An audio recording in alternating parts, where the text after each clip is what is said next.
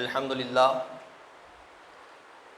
للہ رب العالمین والصلاة والسلام علی سید الانبیاء واشرف المرسلین نبینا محمد وعلی آلہ واصحابہ اجمعین، اما بعد فاعوذ باللہ من الشیطان الرجیم، بسم اللہ الرحمن الرحیم۔ سبحان الذی اسری بعبدہ لیلا من المسجد الحرام الی المسجد الاقصی الذی بارکنا حولہ لنریہ من آیاتنا انہ هو السمیع البصیر۔ آمنت باللہ صدق اللہ العظیم وصدق رسولہ النبی الامین المتین الکریم ونحن علی ذلک لمن الشاہدین والشاکرین والحمد للہ رب العالمین۔ آئیے گفتگو سے قبل ہمارا آپ مل کر ساری کائنات کے مرکز عقیدت حضور رحمت عالم نور مجسم فخر دو عالم حضور احمد مجتبی سیدنا محمد مصطفیٰ صلی اللہ تعالیٰ علیہ وسلم کی بارگاہ بکس پناہ میں عقیدت و محبت کے ساتھ درود پاک کا نذرانہ پیش کریں۔ پڑھی ہے اللہم صلی وسلم وبارک علی سیدنا مولانا محمد طب القلوب ودوائها وعافیت الابدان وشفائها ونور الابصار وضیائها وآلہ واصحابہ دائما ابدا۔ عزیزان محترم و معزز سامعین اکرام، بڑے خوش نصیب ہیں آپ اور ہم جو یہاں پر ذکر مصطفیٰ صلی اللہ علیہ وسلم سننے اور سنانے کے لیے جمع ہوئے۔ یہ بڑے سعادت مندی کی بات ہے کہ جس رسول کو اللہ رب العزت نے پسند فرمایا، ہم سب بھی اسی کا ذکر کرنے کے لیے یہاں پر جمع ہوئے۔ آج کا یہ موقع معراج النبی صلی اللہ علیہ وسلم جو تاریخ اسلام کا ایک ایسا عظیم معجزہ ہے جسے دیکھ کر آج 1400 سال کے بعد بھی انسان کی عقل دنگ رہ جاتی، اور حضور اکرم صلی اللہ علیہ وسلم کا آسمانوں پر جانا یہ کوئی تعجب کی بات نہیں، اس لیے کہ وہ نبی جو زمین پر رہ کر اپنے ہاتھ کے انگلی کے اشارے سے چاند کو دو ٹکڑے کر دے، وہ نبی جو اپنے انگلی کے اشارے سے ڈوبے ہوئے سورج کو واپس لائے، وہ نبی جو آسمان کے ستاروں کو حکم دے تو وہ ستارے آپ کا سجدہ کریں، وہ نبی جس کے لیے آسمان پر رہنے والے ملائکہ روزانہ حاضری دیں، تو تمام تر معاملات جب آسمان پر اتنے آسانی سے ہو جائیں تو اس رسول کا آسمانوں پر جانا کوئی عجیب بات نہیں۔ لیکن یہ ہمارا عقیدہ ہے، لیکن آج سائنس اس بات کو سمجھنے سے قاصر ہے کہ معراج کیسے ہوئی اور کیسے ہو سکتی ہے۔ عزیزان محترم، یاد رکھیں معجزات انبیاء کرام علیہ السلام کو دیے جاتے ہیں۔ ہمارے اور آپ کے پیارے آقا صلی اللہ علیہ وسلم آخری نبی ہیں اور آپ کے معجزات بھی بے شمار ہیں، لیکن حضور اکرم صلی اللہ علیہ وسلم سے پہلے جتنی انبیاء کرام علیہ السلام تشریف لائے، ان میں سے اکثر انبیاء کرام علیہ السلام کو معجزات سے سرفراز فرمایا گیا تھا، لیکن ان کے معجزات ایک یا دو تھے، اس سے زیادہ کسی انبیاء کرام علیہ السلام کو معجزات عطا نہیں کیے گئے۔ چنانچہ حضرت آدم علیہ السلام دنیا کے پہلے انسان ہیں، پہلے نبی ہیں۔ آپ کا ایک معجزہ یہ تھا کہ آپ جس چیز کو چھوتے اس میں مشک کی خوشبو پیدا ہو جاتی، یہ آپ کا معجزہ تھا۔ جب آپ کو دنیا میں بھیجا گیا تو اللہ رب العزت نے تمام کائنات میں اعلان کروایا، جتنے جاندار تھے سب کو حکم دیا کہ آؤ اور میرا خلیفہ جو حضرت آدم علیہ السلام ہے اس کی زیارت کرو۔ تمام چرند پرند آپ کی زیارت کرنے کے لیے آئے، لیکن ان میں سے ایک ہرن جب آپ کے قریب پہنچا تو اس کے دل میں خواہش پیدا ہوئی کہ یہ اللہ کے نبی ہیں، کیوں نہ میں ان سے بات کروں۔ جب وہ آپ کے قریب ہوئی اور آپ سے کلام شروع کیا، اور جب آپ کے کلام سے وہ خوش ہوئی تو اس نے کہا کہ اللہ کے نبی، میں گواہی دیتی ہوں کہ آپ اللہ کے نبی ہیں اور میں آپ پر ایمان لاتی ہوں۔ آپ نے اس پر محبتاً اپنا ہاتھ پھیرا۔ جو ہی ہاتھ پھیرنا تھا اس ہرن کے اندر مشک کی خوشبو پیدا ہو گئی۔ اب جب وہ پھر جنگل میں واپس گئی تو جتنے جانور تھے سب نے دیکھ کر تعجب کیا کہ تیرے اندر یہ عجیب خوشبو کہاں سے پیدا ہو گئی؟ تیرے اندر جب تو یہاں سے ہمارے درمیان سے گئی تھی تب تو تیرے اندر یہ خوشبو نہیں تھی، لیکن جب تو واپس آئی تو تیرے اندر یہ خوشبو کہاں سے پیدا ہو گئی؟ تو وہ ہرن کہتی ہے کہ میں نے اللہ کے نبی کو سلام کیا، میں نے ان سے گفتگو کی اور انہوں نے محبتاً میرے پشت پر ہاتھ پھیرا، ان کے ہاتھ کی برکت تھی کہ میرے پشت میں مشک کی خوشبو آنا شروع ہو گئی۔ اور محققین فرماتے ہیں کہ آج تک جو اصلی مشک ہوتا ہے یہ اسی ہرن کی نسل سے ہوتا ہے، اسی ہرن کا نسل یہ مشک ہم آج استعمال کرتے ہیں۔ جب دوسرے ہرنوں نے دیکھا کہ یہ خوشبو لے کر آ گئی تو وہ بھی خوشبو کو لیے حضرت آدم علیہ السلام کے پاس آئے اور آ کر سلام کیا، بات کی۔ حضرت آدم علیہ السلام نے ان کی پشت پر بھی ہاتھ پھیرا، لیکن جب وہ واپس گئے تو ان کے اندر وہ خوشبو پائی نہیں گئی۔ جب انہوں نے اللہ کی بارگاہ میں عرض کیا، الہ العالمین یہ کیا بات ہے کہ پہلے ایک ہرن جاتی ہے، اللہ کے نبی اس کے پشت پر ہاتھ پھیرتے ہیں، خوشبو پیدا ہو جاتی ہے، لیکن جب دوسری ہرن جاتی ہے اس پر بھی ہاتھ پھیرتے ہیں لیکن اس میں خوشبو پیدا نہیں ہوتی۔ تو اللہ رب العزت نے جواب دیا کہ پہلی والی جو گئی تھی وہ خوشبو کے لیے نہیں گئی تھی، نبی کا دیدار کرنے کے لیے گئی تھی۔ وہ خوشبو لینے کے لیے کسی غرض سے وہاں پر حاضر نہیں ہوئی تھی، وہ دیدار کی غرض سے حاضر ہوئی تھی۔ اور جو انسان اپنا دل وہاں پر نچھاور کرنے کے لیے جاتا ہے تو انبیاء کرام اس کو نوازتے بھی ہیں، لیکن وہاں پر کسی غرض سے جاتا ہے کہ امتحان لیا جائے، میں ان کو ٹٹولوں، میں ان کو دیکھوں کہ یہ کیا ہے، تو پھر یاد رکھے وہاں سے فیض نہیں ملے گا، وہاں سے محرومی لے کر واپس آؤ گے۔ یہ حضرت آدم علیہ السلام کا ایک معجزہ میں نے آپ کے سامنے پیش کیا۔ بے شمار انبیاء کرام علیہ السلام، حضرت موسیٰ علیہ السلام کا معجزہ تھا کہ آپ کا عصا اگر آپ زمین پر ڈالتے تو وہ اژدہا بن جاتا۔ حضرت عیسیٰ علیہ السلام کا معجزہ تھا کہ آپ اگر کسی بیمار کے جسم پر ہاتھ پھیرتے تو اس کا جسم اس بیماری سے پاک ہوتا اور صحت یاب ہو جاتا۔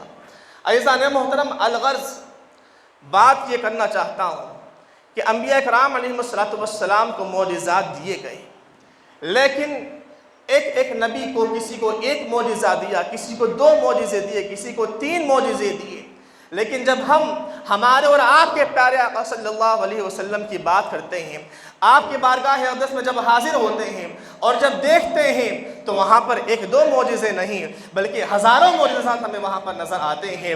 اگر صرف ہم معراج النبی صلی اللہ علیہ وسلم کی بات کر لیں کہ یہ معراج النبی کا معجزہ یہ تنہا ایک معجزہ نہیں ہے بلکہ یہ ایک معجزات کی جماعت ہے، جہاں پر ہر لمحہ ہمارے پیارے آقا صلی اللہ علیہ وسلم سے معجزات سرزد ہوتے ہوئے نظر آتے ہیں۔ آپ کا مسجد حرام سے مسجد اقصیٰ تک جانا اور پھر وہاں سے انبیاء کرام علیہ السلام کی امامت فرمانا اور پھر آسمان دنیا تک جانا، پہلے آسمان سے دوسرے آسمان پھر تیسرے آسمان، اور اسی طرح اتنا طویل سفر محققین فرماتے ہیں کہ یہ جو سفر ہے یہ کم سے کم 30,000 سال کا ہے۔ 30,000 سال کا سفر ہمارے اور آپ کے پیارے آقا صلی اللہ علیہ وسلم کتنے طویل مدت میں کر رہے ہیں، کتنے طویل مدت میں کر رہے ہیں۔ احادیث میں آتا ہے کہ جب آپ معراج سے واپس ہوئے تو کیا فرماتے ہیں کہ جب آپ اپنے گھر سے باہر نکلے تھے تو جس طرح آپ کے دروازے کی زنجیریں ہل رہی تھی، آپ جب معراج النبی سے واپس آئے اس وقت بھی آپ کے دروازے کی زنجیر ہل رہی تھی۔ اور کیا فرماتے ہیں کہ بستر میں جو گرمی باقی تھی، انسان اگر کہیں بیٹھ جائے تو اس کے جسم کی گرمی اس جگہ سے مسح ہو جاتی ہے، وہاں پر پیدا ہو جاتی ہے اور کچھ لمحات میں وہ ختم بھی ہو جاتی ہے۔ اور یہاں پر بات یہ ہے کہ حضور اکرم صلی اللہ علیہ وسلم اتنا طویل سفر فرما کر آتے ہیں، احادیث میں آتا ہے کہ جب آپ واپس آئے تو آپ کا بستر ابھی گرم تھا، ایسے تھا کہ جیسے آپ ابھی یہاں سے گئے ہیں۔ عزیزان محترم، ہمارے اور آپ کے پیارے آقا صلی اللہ علیہ وسلم معجزات کا منبع ہے، معجزات کا محور ہے۔ وہ کیوں ہے میں آپ کو بتانا چاہتا ہوں۔ وہ اس لیے ہے کہ اس سے پہلے جو انبیاء کرام علیہ السلام تشریف لاتے تھے تو وہ ایک قوم کے لیے ہوتے تھے، ایک علاقے کے لیے ہوتے تھے، ایک خاص جماعت کے لیے ہوتے تھے۔ ان کی نبوت اس طرح عام نہیں تھی۔ اس طرح عام نہیں تھی جس طرح ہمارے اور آپ کے پیارے آقا صلی اللہ علیہ وسلم. ہمارے سرکار کی نبوت کیسی ہے؟ جتنے انسان دنیا میں موجود ہیں، اب نہیں بلکہ حضور نے جب نبوت کا اعلان فرمایا 1400 سال پہلے سے لے کر اب تک اور قیامت تک جتنے لوگ آئیں گے، ہر شخص پر یہ واجب ہے کہ وہ اللہ کے پیارے رسول صلی اللہ علیہ وسلم کو رسول مانے، آپ کا کلمہ پڑھے، آپ پر ایمان لائے. ہر انسان پر واجب ہے. آپ کی رسالت عام ہے. وما ارسلناک الا رحمۃ للعالمین. اے محبوب صلی اللہ علیہ وسلم، ہم نے آپ کو ساری کائنات کے لیے رحمت بنا کر بھیجا ہے، ساری کائنات کے لیے ہم نے آپ کو رسول بنا کر بھیجا ہے. تو اس سے پہلے جو انبیاء تشریف لاتے تھے وہ کسی خاص جماعت کے لیے ہوتے تھے، وہ کسی خاص قبیلے کے لیے ہوتے تھے، وہ کسی خاص علاقے کے لیے ہوتے تھے. لیکن حضور کا تشریف لانا ساری کائنات کے لیے ہے، اور حضور خاتم النبیین ہے. حضور خاتم النبیین ہے. حضور کے بعد کوئی اور نبی آنے والا نہیں ہے. اس سے پہلے جو انبیاء تشریف لاتے تھے ان کو ایک معجزہ دیا جاتا تھا، 2 معجزے دیے جاتے تھے، اس لیے کہ ان کو وہی 2 معجزات کی ضرورت میسر آنے والی تھی. حضرت موسیٰ علیہ السلام کو عصا کا معجزہ دیا، آپ کو صرف اسی کی ضرورت تھی. آپ کی قوم نے اس سے ہٹ کر آپ سے کوئی اور مطالبہ نہیں کیا. اور دیگر جتنے انبیاء کرام علیہ السلام ہیں، ہر کسی کو 1-2 معجزے دے کر اللہ رب العزت نے ان کی شان کو عظمت و بالائی پر پہنچایا. لیکن ہمارے اور آپ کے پیارے آقا صلی اللہ علیہ وسلم آخری نبی ہیں، اور 1400 سال پہلے آپ آئے ہیں. 1400 سال پہلے آپ آئے ہیں. اور قیامت کب آنے والی ہے؟ ہم میں سے کوئی نہیں جانتا قیامت کب آنے والی ہے. اور قیامت تک حضور ہی کی رسالت رہے گی، حضور ہی نبی رہیں گے. اگر اس تمام طویل عرصے میں اگر کوئی انسان ایسا پیدا ہو جائے جو کسی فیلڈ میں اپنی مہارت حاصل کر لے، کسی فیلڈ میں اپنی مہارت حاصل کر لے اور خدا کا انکار کر دے، تو اس کا جواب کون دے گا؟ اس کا جواب حضور کا معجزہ دے گا. اس کا جواب ہمارے اور آپ کے پیارے آقا صلی اللہ علیہ وسلم کا معجزہ دے گا. اس کی ایک مثال میں آپ کو دینا چاہتا ہوں. آج کی جو ترقی یافتہ سائنس، جو اپنے آپ کو ترقی یافتہ کہتے ہیں، نیو انوینشنز کیے جا رہے ہیں، محققین نیو انوینشنز کر رہے ہیں، نئی تحقیقات لا رہے ہیں، اور ان کی ہمتیں اتنی بڑھ گئی ہیں کہ یہ زمین سے اٹھ کر آسمان پر حکومتیں کرنا چاہتے ہیں، چاند پر زمین خریدنا چاہتے ہیں، خلاؤں کا سفر کر رہے ہیں، اور سورج کی روشنی کو گرفتار کر رہے ہیں. یہ تمام آج کی سائنس ہے جو اپنے علم پر ناز کر رہی ہے، اپنے تحقیقات پر فخر کر رہی ہے، اور خدا کا انکار کر رہی ہے. تحقیقات کر رہی ہے، خدا کا انکار کر رہی ہے. آج کی سائنس کی جتنی تحقیقات ہیں میں آپ کو بتانا چاہتا ہوں، ہر تحقیق کا لب لباب یہی ہے کہ وہ بتانا چاہتے ہیں کہ خدا موجود نہیں ہے، خدا کی کوئی ذات موجود نہیں ہے. یہ تمام جتنی چیزیں پیدا ہوئی ہیں یہ سائنس سے پیدا ہوئی ہیں، یہ خود بخود تخلیق میں آ گئی ہیں. لیکن میں آپ کو بتانا چاہتا ہوں کہ آج کی سائنس اگر چاند اور سورج پر جا رہی ہے اور چاند پر اپنا گھر بنانا چاہتی ہے، سورج کی شعاؤں کو اگر قید کرنا چاہتی ہے، تو میں کہنا چاہتا ہوں ان سائنسدانوں کو، ان محققین کو آج تم 1400 سال کے بعد لاکھوں کروڑوں ڈالر خرچ کر اپنی تحقیقات کو منوا رہے ہو، لیکن میرا دین وہ عظیم دین ہے، میرا رسول وہ عظیم رسول ہے، میرا رب وہ عظیم رب ہے کہ جس نے 1400 سال پہلے معجزہ معراج النبی صلی اللہ علیہ وسلم عطا کر ان تمام تحقیقات پر پانی پھیر دیا. تم 1400 سال بعد کی بات کرتے ہو. آؤ میرے رسول کو دیکھو، یہ 1400 سال پہلے آسمان پر جا رہا ہے، یہ 1400 سال پہلے چاند کے 2 ٹکڑے کر رہا ہے، یہ 1400 سال پہلے سورج پر حکومت کر رہا ہے، یہ ہواؤں کو پار بھی کر رہا ہے، یہ خلاؤں پر حکومت بھی کر رہا ہے. عزیزان محترم، سائنس جتنی ترقی کر لے اسلام کا کبھی مقابلہ نہیں کر سکتی. اور معراج النبی صلی اللہ علیہ وسلم میں بتانا چاہتا ہوں آج کے محققین پر، آج کی سائنس پر ایسا تماچا ہے کہ نہ صرف آج بلکہ رہتی دنیا تک، قیامت تک کے سائنسدان بھی اس کا جواب نہیں دے سکتے. ذرا اندازہ لگائیں آپ اس بات کا کہ اتنا طویل سفر، زمین کا سفر تو ہم آج اس قابل ہو گئے کہ ہم سمجھ سکتے ہیں کہ مسجد حرام سے مسجد اقصیٰ تک آپ کا تشریف لانا. آج ہم بھی ہوائی جہاز میں سفر کر رہے ہیں، ہم اس بات کو سمجھ سکتے ہیں کہ زمین کا سفر چند لمحات میں مکمل کیا جا سکتا ہے، خلاؤں کا سفر مکمل کیا جا سکتا ہے. لیکن آسمان کا سفر کے بارے میں آپ کیا کہتے ہیں؟ آسمانوں سے آگے کے سفر کے بارے میں آپ کیا کہتے ہیں؟ آج کی سائنس کے پاس اس کا جواب نہیں ہے، لیکن اسلام یہ کہتا ہے کہ پیارے آقا صلی اللہ علیہ وسلم کو اللہ رب العزت لے گیا۔ قرآن فرماتا ہے سبحان الذی اسری بعبدہ لیلا من المسجد الحرام الی المسجد الاقصی الذی بارکنا حولہ، پاک ہے وہ ذات جو لے گئی اپنے بندے کو راتوں رات مسجد حرام سے مسجد اقصی تک، راتوں رات لے گئی، رات بھر کا وقت نہیں ہوا۔ جب رات اگر صرف رات ہوتی، لیلن فرماتا، لیل فرماتا تو مکمل رات ہوتی، لیکن لیل نہیں فرمایا، لیلن فرمایا، تاکید کے ساتھ فرمایا، مکمل رات میں نہیں لے گیا بلکہ راتوں رات لے گیا، رات کے مختصر سے حصے میں لے گیا۔ اور پھر اس مختصر سے حصے کا عالم کیا ہے؟ محققین فرماتے ہیں یہ بات دراصل یہ ہے کہ حضور اکرم صلی اللہ علیہ وسلم کو اللہ رب العزت نے ساری کائنات کی جان بنا کر بھیجا۔ کیا بنا کر بھیجا؟ ساری کائنات کی جان بنا کر بھیجا۔ اس کی مثال اس طرح سمجھیے آپ کہ آپ کے ہاتھ میں ایک گھڑی ہے اور آپ اس گھڑی سے شل نکال لیں، تو شل کیا ہوتا ہے؟ گھڑی کی جان ہوتا ہے۔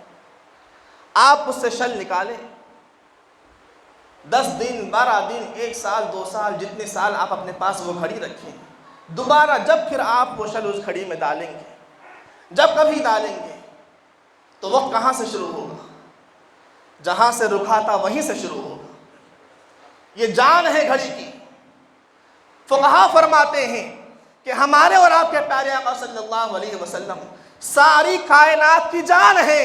جب آپ اس دنیا سے لے گئے تو دنیا رک گئی تھی، دنیا رک گئی تھی، وہ زنجیر وہیں پر ٹہر گئی تھی، وہ بستر پر گرمی وہیں پر ٹہر گئی تھی۔ اور جب آپ پھر واپس سفر معراج سے واپس آئے تو پھر اس دنیا میں جان آ گئی اور اس میں حرکت پیدا ہو گئی۔ اعزان محترم، یہ ہمارے اور آپ کے پیارے آقا صلی اللہ علیہ وسلم ہیں جن کے معجزات اور جن کے کمالات اتنے عظیم اور اتنے برتر ہیں کہ ہم ہماری ساری زندگی بھی اس مشن پر صرف کر دیں تب بھی ہم اس کا ادا نہیں کر سکتے۔ لیکن آج کا یہ دور جس میں ہم سانس لے رہے ہیں یہ ٹیکنالوجی کا دور ہے۔ یہاں پر آج انسان ٹیکنالوجی سے بات کرتا ہے، یہاں پر انسان آج اپنے علم پر فخر کر رہا ہے، انسان کو اپنے تحقیق پر ناز ہے۔ میں کہنا چاہتا ہوں اے مسلمانوں، تمہارے پاس ایک ایسا عظیم رسول ہے، ایک ایسی عظیم کتاب ہے جسے قرآن کہا جاتا ہے۔ اگر تم اس رسول کو مان کر اس قرآن کی تعلیمات پر عمل کرتے ہوئے تم اگر تحقیقات کے میدان میں آگے بڑھو تو میں کہنا چاہتا ہوں تمہارا کوئی مقابلہ نہیں کر سکتا، تمہارا کوئی مقابلہ نہیں کر سکتا۔ لیکن آج ہمارے نوجوان کہاں پر ہیں؟ علم کے میدان میں ہم کہاں پر موجود ہیں؟ علم ہمارے پاس کہاں موجود ہے؟ میں دنیاوی علم کی بات بھی کر رہا ہوں، دینی علم کی بھی بات کر رہا ہوں۔ ہمارے نوجوانوں کا حال یہ ہے کہ نہ ان کے پاس دنیاوی علم ہے، نہ دینی علم ہے، نہ ان کے پاس قرآن کا علم ہے، نہ دوسری کتابوں کا علم ہے۔ بتائیں اگر ہم ایسے زندگی گزاریں گے تو ہمارا حال کیا ہوگا؟ ہمارے رسول وہ عظیم رسول کہ جن کے کمالات اور فضائلات، جن کے کمالات اتنے زیادہ ہیں کہ ہم ان کا اندازہ نہیں لگا سکتے، اور اس رسول کا امتی اس قدر ان پڑھ اور جاہل ہے کہ وہ کسی چیز کو نہیں جانتا، کسی تحقیق کو نہیں جانتا، نہ قرآن پڑھنا جانتا ہے، نہ حدیث پڑھنا جانتا ہے، نہ علم فقہ جانتا ہے، اور نہ ہی دنیاوی معاملات میں کسی علم میں مہارت رکھتا ہے۔ اعزان محترم، بدل ڈالو اپنی روش کو، بدل ڈالو اپنے طریقے انداز کو، اپنے طرز زندگی کو۔ ہم اس رسول کے امتی ہیں جس رسول پر جب پہلی مرتبہ وحی نازل ہوئی تو فرمایا گیا اقرا بسم ربک الذی خلق، پڑھو اپنے رب کے نام سے۔ اور جب یہ آیت کریمہ نازل ہوئی تو پیغام یہی تھا کہ سب سے پہلے نہ کلمہ پڑھایا گیا، نہ نماز پڑھائی گئی، نہ حج کا حکم دیا گیا، نہ زکوٰۃ ادا کرنے کا حکم دیا گیا، نہ ہی اللہ رب العزت کو سجدہ کرنے کا حکم دیا گیا۔ پہلی آیت نازل کیا ہوئی؟ پہلی آیت کیا نازل ہوئی؟ فرمایا گیا پڑھو اپنے رب کے نام سے، کیونکہ انسان جب پڑھے گا تو وہ نماز بھی پڑھنا جانے گا، انسان جب پڑھے گا تو وہ علم بھی جانے گا، انسان جب پڑھے گا تو وہ تحقیق بھی جانے گا، انسان جب پڑھے گا تو وہ خلاؤں کا سفر بھی کرے گا۔ لیکن آج ہمارے نوجوانوں کا حال یہ ہے کہ ہم علم سے دور ہوتے جا رہے ہیں۔ میں کہنا چاہتا ہوں اے نوجوانوں، یہ تمہاری جوانی اسلام کی حفاظت کے لیے دی گئی ہے، تمہاری جوانی اسلام کی حفاظت کے لیے دی گئی ہے، اسلام کو باقی رکھنے کے لیے دی گئی ہے۔ اگر تم اس کا صحیح استعمال نہیں کرو گے، بے راہ روی کا شکار ہوتے جاؤ گے، در بدر کی ٹھوکریں کھاتے رہو گے، تو یاد رکھو اس سے کچھ حاصل ہونے والا نہیں ہے، اس سے ہم شرمندہ ہوں گے دنیا میں بھی اور آخرت میں بھی۔ یہ بڑا اہم موضوع ہے، میں اس کو اپنی زندگی کا موضوع بنانا چاہتا ہوں کہ ہماری نوجوان نسل پڑھی لکھی، ہماری نوجوان نسل پڑھی لکھی، ان کے ایک ہاتھ میں قرآن ہو تو دوسرے ہاتھ میں کمپیوٹر ہو، ان کے ایک ہاتھ میں قرآن ہو تو دوسرے ہاتھ میں سائنس کے تمام تحقیقات ان کے ہاتھ میں ہوں۔ اور جب مسلمانوں کے اندر یہ طرز زندگی آ جائے گی تو یاد رکھیں پھر سے ہم حاکم بن جائیں گے، پھر سے ہم حکومت کرنے کے قابل ہو جائیں گے۔ الغرض میں یہ کہنا چاہ رہا تھا، میرے اصلی موضوع کی طرف آپ کو لے کر آتا ہوں کہ پیارے آقا صلی اللہ علیہ وسلم اور معراج النبی صلی اللہ علیہ وسلم، یہ واقعہ حضور اکرم صلی اللہ علیہ وسلم کے ساتھ اس وقت پیش آیا جب حضور اکرم صلی اللہ علیہ وسلم بہت غمگین تھے، بے انتہا غمگین تھے۔ آپ دعوت و تبلیغ کے لیے طائف کے میدان پر گئے تاکہ وہاں پر دین کی تبلیغ کی دعوت دی جائے۔ جب آپ وہاں پر گئے تو اس امید سے گئے کہ وہ طائف کا جو علاقہ ہے وہ آپ کے ننیال کا علاقہ ہے، تو آپ اس امید سے گئے کہ وہاں پر جانے کے بعد شاید ان کا ساتھ آپ کو ملے گا اور آپ دین کی تبلیغ بآسانی کریں گے۔ لیکن جب آپ وہاں پر پہنچے تو وہاں کے کفار نے کیا کیا، چھوٹے چھوٹے بچوں کو آپ کے پیچھے لگا دیا۔ اب وہ چھوٹے چھوٹے بچے پیارے آقا صلی اللہ علیہ وسلم کو پتھرے مار رہے ہیں، آپ کے ساتھ بدسلوکی کر رہے ہیں، آپ کے ساتھ بددیانتی کر رہے ہیں۔ حال یہاں تک ہو گیا کہ حضور اکرم صلی اللہ علیہ وسلم کے جسم سے خون ٹپکنے لگا، آپ کے جسم مبارک سے خون ٹپکنے لگا اور آپ کے جو جوتی مبارک تھی وہ خون سے بھر گئی۔ جب حضور صلی اللہ علیہ وسلم نے یہ معاملات وہاں پر دیکھے تو آپ نے وہاں پر قریب میں ایک انگور کا باغ تھا، آپ نے وہاں پر جا کر آرام کیا۔ جو ہی آپ کا بیٹھنا تھا کہ اللہ رب العزت نے حضرت جبرائیل علیہ السلام کو آپ کی بارگاہ میں بھیجا اور کہا کہ اے اللہ کے نبی صلی اللہ علیہ وسلم، یہ طائف کے لوگوں نے آپ کے ساتھ بڑی زیادتی کی ہے۔ اللہ رب العزت فرماتا ہے کہ آپ حکم فرمائیں کہ لمحہ آن میں ہم اس تمام بستی کو نیست و نابود کر دیں گے، ہم اس بستی کو ختم کر دیں گے۔ لیکن پیارے آقا صلی اللہ علیہ وسلم فرماتے ہیں اے جبرائیل علیہ السلام، کیا آپ نہیں جانتے کہ اللہ رب العزت نے مجھے رحمت للعالمین بنا کر بھیجا ہے، مجھے ساری کائنات کے لیے رحمت بنا کر بھیجا ہے۔ مجھے یقین ہے کہ آج اگر یہ ایمان لائے نہ لائیں لیکن کل ان کی اولاد ضرور ایمان لائے گی۔ عزیزان محترم، حضور اکرم صلی اللہ علیہ وسلم کا یہ جواب اتنا اثر آموز تھا کہ آپ کا یہ جواب ہونا تھا کہ چند دن کے بعد اللہ رب العزت نے آپ کو معراج کے واقعے سے سرفراز فرمایا۔ یہ آپ کا صبر اور آپ کا تحمل اور آپ کی بردباری دے کر اللہ رب العزت نے ارشاد فرمایا کہ اے محبوب صلی اللہ علیہ وسلم، آپ بڑی قربانیاں دے رہے ہیں، میں چاہتا ہوں کہ آپ ایک مرتبہ میرے پاس تشریف لائیں، آپ میری بارگاہ میں حاضر ہو جائیں، آپ کو میں جنت کی سیر کراؤں گا، آپ کو میں جنت کے باغات دکھاؤں گا، آپ کو میں تمام کائنات کے جو معاملات ہونے والے ہیں وہ سب میں آپ کو دکھاؤں گا۔ اس کے بعد واقعہ معراج شریف وارد ہوا اور حضور صلی اللہ علیہ وسلم مکہ مکرمہ میں اپنے رشتہ دار ام ہانی کے گھر میں آرام فرما رہے تھے۔ حضرت جبرائیل علیہ السلام وہاں پر تشریف لائے اور آپ گھر کے اندر داخل ہوتے ہیں اور حضور اکرم صلی اللہ علیہ وسلم کے نالین پاک کو، آپ کے قدم مبارک کو بوسہ دیتے ہیں اور عرض کرتے ہیں کہ اے اللہ کے رسول پیارے آقا صلی اللہ علیہ وسلم، اللہ رب العزت کا حکم ہے کہ آپ کو آج کی رات معراج کے لیے بلایا جا رہا ہے۔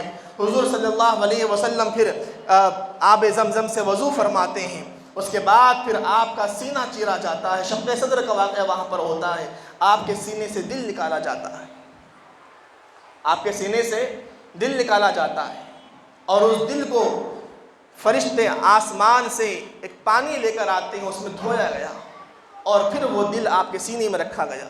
یہاں پر ایک منٹ ٹھہریے اور سوچئے کہ اگر انسان کے سینے سے دل نکال لیا جائے تو کیا وہ انسان زندہ رہتا ہے؟ کیا وہ انسان زندہ رہ جاتا ہے؟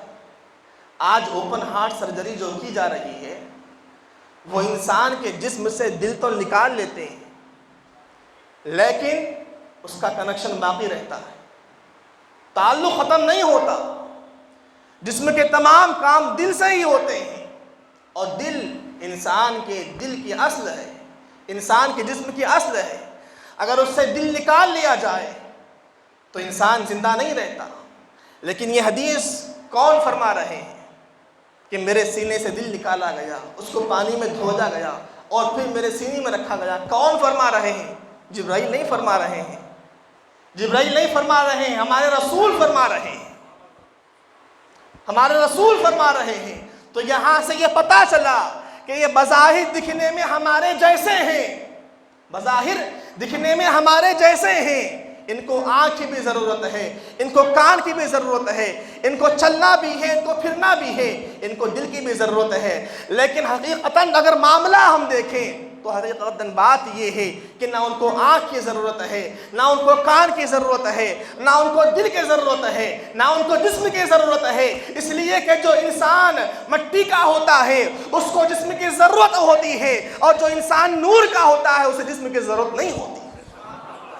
ہمارے اور آپ کے پیارے آقا صلی اللہ علیہ وسلم مٹی کے نہیں بلکہ نور کے بنائے ہوئے ہیں، ہم مٹی کے بنے ہوئے ہیں، اس لیے ہم کو دل کی بھی ضرورت ہے۔ ہمارے سینے سے دل نکال لیا جائے تو ہم مر جاتے ہیں، لیکن پیارے رسول صلی اللہ علیہ وسلم کا واقعہ دیکھیں، آپ کا معاملہ دیکھیں کہ سینے سے دل نکال لیا گیا لیکن آپ سلامت ہیں، پھر رکھا گیا پھر بھی سلامت ہیں۔ اور میں آپ کو بتاؤں یہ واقعہ معراج النبی صلی اللہ علیہ وسلم میں جو سفر آپ کا ہوا، خلاؤں میں جو سفر ہوتا ہے وہاں پر ہوا نہیں ہوتی، وہاں پر ہوا نہیں ہوتی۔ آپ نے سنا ہوگا کئی ایسٹروناٹس جو ہواؤں کا سفر کرتے ہیں، خلاؤں کا سفر کرتے ہیں، وہ اپنے ساتھ آکسیجن لے کر جاتے ہیں، اپنے ساتھ آکسیجن لے کر جاتے ہیں۔ وہاں پر گریوٹی نہیں ہوتی، اگر آپ کوئی چیز وہاں پر اس طرح رکھیں تو وہ یہیں پر رہے گی، یہاں سے ایسا نیچے نہیں گرے گی۔ یہ گرنے کی جو طاقت ہے یہ گریوٹی، اور وہ خلاؤں میں نہیں ہوتی۔ اور اگر کوئی انسان وہاں پر بنا آکسیجن کے اگر پہنچ جائے تو وہ انسان مر جاتا ہے، وہ انسان مر جاتا ہے۔ اب ہمارے اور آپ کے پیارے آقا صلی اللہ علیہ وسلم کو آپ دیکھیں کہ معراج میں گئے، یہ تو ایک معجزہ ہے ہی، لیکن معراج سے جا کر صحیح سلامت واپس آنا یہ بھی بڑا معجزہ ہے، یہ بھی بڑا معجزہ ہے، کیونکہ وہاں پر ہوا نہیں ہے، اور جب ہوا نہیں تو پھر سانس کہاں سے لیں گے، سانس کہاں سے لیں گے، اور اگر سانس نہیں لیں گے تو زندہ کیسے بچیں گے۔ اب جو انسان اپنے آپ کو نبی کی برابری کرنے کا دعویٰ کرتے ہیں، میں انہیں کہنا چاہتا ہوں کہ اگر تم نبی کے برابر ہو تو چند منٹ سانس روک کر دکھاؤ، سانس روک کر دکھاؤ، کوئی نہیں دکھا سکتا۔ یہ اللہ کے رسول ہیں جو جسم و جسمانیت سے پاک ہیں، نہ ان کو ہوا کی ضرورت ہے، نہ ان کو پانی کی ضرورت ہے، نہ ان کو اشیاء کی ضرورت ہے، یہ ہر چیز سے پاک ہیں۔ اور اللہ رب العزت نے انہیں اتنا پاک پیدا کیا ہے کہ تمام چیزیں ان کے لیے ہیں، یہ کسی کے لیے نہیں، یہ کسی کے لیے نہیں ہے، یہ صرف اللہ کے لیے ہیں اور اللہ ان کے لیے ہے، اور تمام کائنات پیارے آقا صلی اللہ علیہ وسلم کے لیے ہیں۔ عزیزان محترم، تحقیق ایک ایسی چیز ہے کہ اگر ہم اس کو ایمانداری کے ساتھ پڑھیں تو ایمان تازہ ہو جائے گا، ایمان تازہ ہو جائے گا۔ جیسے میں نے آپ کو بھی بتایا کہ خلا میں ہوا نہیں ہوتی اور حضور وہاں سے گزر رہے ہیں، یہ سن کر آپ کا ایمان تازہ نہیں ہوا۔ تو اس تحقیق ایسے ایسے واقعات کو پڑھیں، معراج النبی صلی اللہ علیہ وسلم کے واقعات کو پڑھیں، اور اس میں ڈھونڈیں کہ اس میں تحقیق ہمیں کہاں ملتی ہے، اس میں سائنس ہمیں کہاں ملتی ہے، ہم کہاں پر سائنس کو جواب دے سکتے ہیں، ہم کہاں پر سائنس کے منہ پر تماچا مار سکتے ہیں اور اسے ہوش میں لائیں کہ تو جو کر رہا ہے وہ غلط ہے، اللہ موجود ہے اور اللہ کا رسول موجود ہے۔ اعزان محترم، پیارے آقا صلی اللہ علیہ وسلم کے مراتب اور آپ کی عظمت اور شان اس قدر عظیم اور اس قدر برتر ہے کہ انسان اپنی ساری زندگی بھی اگر حضور اکرم صلی اللہ علیہ وسلم کی شان و عظمت بیان کرتا رہے تب بھی اس کو مکمل نہیں کر سکتا۔ میں ایک آخری واقعہ بتا کر آپ کے سامنے اپنی گفتگو ختم کرنا چاہتا ہوں۔ مکاشفۃ القلوب میں اس بات کو ذکر کیا گیا ہے، فرماتے ہیں کہ پیارے آقا صلی اللہ علیہ وسلم کی سواری جب معراج کی رات گزر رہی تھی تو کوہ قاف ایک آسمانوں میں ایک علاقہ ہے جس کا نام کوہ قاف ہے۔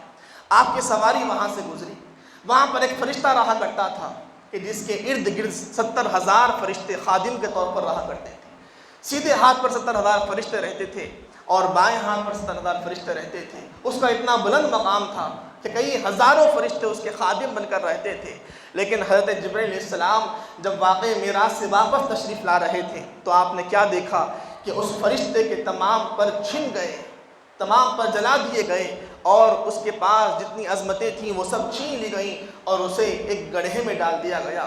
اور وہ فرشتہ حضرت جبرائیل علیہ السلام سے فریاد کر رہا ہے کہ اے جبرائیل، آپ جب اللہ کی بارگاہ میں جائیں تو میری وہاں پر سفارش کرنا، میری وہاں پر ریکویسٹ کرنا کہ میں معافی مانگتا ہوں اللہ رب العزت کی بارگاہ میں۔